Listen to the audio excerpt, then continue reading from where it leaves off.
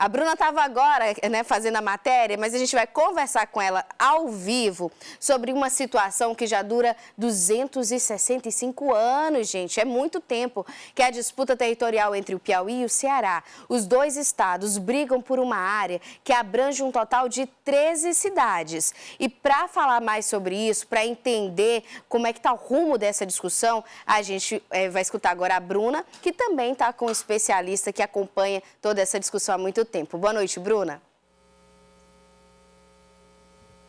Boa noite, Beatriz. Boa noite para você que está em casa. Bia, já são mais de 200 anos dessa disputa e há 12 anos que isso foi gerado uma ação no Supremo Tribunal Federal, que tramita agora. A gente também tem informações de que alguns estados são apenas, alguns municípios, serão apenas algumas parcelas, né? Vai ser apenas uma parte desses municípios que vai ser incorporado pelo Piauí, caso essa ação seja exitosa, que foi feita por parte do Piauí, inclusive. A decisão deve afetar cerca de 25 mil pessoas e a região tem grande potencial econômico. Mas quem vai explicar melhor mesmo para a gente é o mestre em Geografia, Eric Melo. Boa noite, professor. Conta para a gente um pouquinho de como é que surgiu, né, essa disputa territorial entre Piauí e Ceará. Bom, boa noite. Essa disputa, como você já falou, é uma disputa secular e é uma disputa que ela, na verdade, não tem só 200 anos, ela inicia no período das capitanias hereditárias, há quase 500 anos, em que o território do Piauí, que ainda não existia, ele que veio de uma parte do Maranhão, ele começa a ser definido, mas o território do Ceará também foi definido ali. Então sabe-se até onde ia o Ceará. E com o passar dos séculos, das décadas, o que se notou é que o estado do Ceará ele começou a avançar sobre esse território do Piauí. Desde os acontecimentos da Batalha do Genipapo, essa ocupação do Ceará sobre o território piauiense ficou mais intensa e culminou, né, na criação de um município do Ceará no litoral do Piauí, onde hoje é Luiz Correia. Então, o Piauí vem pedindo desde então para as instâncias federais a devolução de terras que hoje o Ceará ocupa.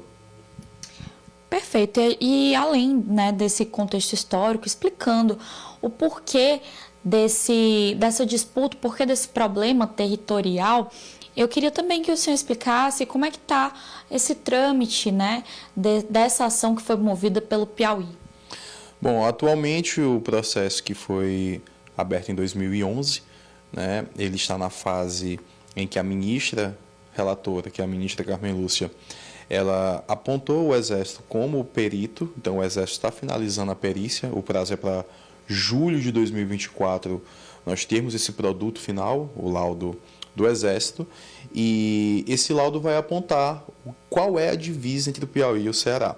A expectativa do Piauí é que o Exército utilize, né, todo o material documental e cartográfico que nós temos e que embasa essa luta do Piauí, né, por uma definição justa na divisa com o Ceará, e que a gente consiga reaver terras que, infelizmente, hoje estão sendo exploradas pelo estado do Ceará. Então, a expectativa é que nos próximos meses, até julho, a gente tenha um laudo pericial concluído e que, nos meses seguintes, a ministra Carmen Lúcia tome a decisão mais justa para findar esse litígio.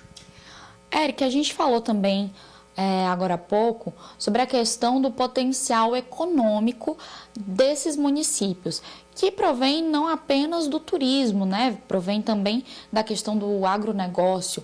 O que você pode falar para a gente sobre isso, desse potencial econômico? Bom, pouco se fala sobre esse potencial econômico, mas aquelas áreas têm um potencial imenso. A gente vai considerar o potencial de subsolo, tanto em termos de aquífero como em termos de potencial geológico, né? A gente tem, naquela área já foi descoberto cobre, que é a base da economia do Chile, a gente tem ferro, a gente tem semijoia, que é o caso da Opala, todo naquele complexo regional. A gente ainda vai ter naquela região o potencial de solo, que é extremamente profundo e com uma matéria orgânica bem densa que dá para fazer inúmeros tipos de plantio de diversas culturas. A gente também vai ter o potencial para a geração de energias renováveis, como é o caso da energia eólica, que a gente já encontra alguns parques eólicos naquela região, mas também a energia solar. O Atlas de Solaridade do Brasil, ele aponta que vai de 1 a 8, ele aponta que aquela região tem um potencial 7, um potencial muito elevado. Além disso, tem um fundo de participação dos municípios e tem também as arrecadações que os municípios podem ter por ter áreas de preservação, né, parques nacionais naquela região. Então, quando a gente vai somando tudo isso, é um valor muito grande que poderia estar fazendo a diferença no investimento dos municípios para o desenvolvimento de políticas públicas. Perfeito. De que forma, né? A gente sabe que isso também mexe muito com a questão de pessoas, né? Existe uma mudança, com certeza a população também é afetada.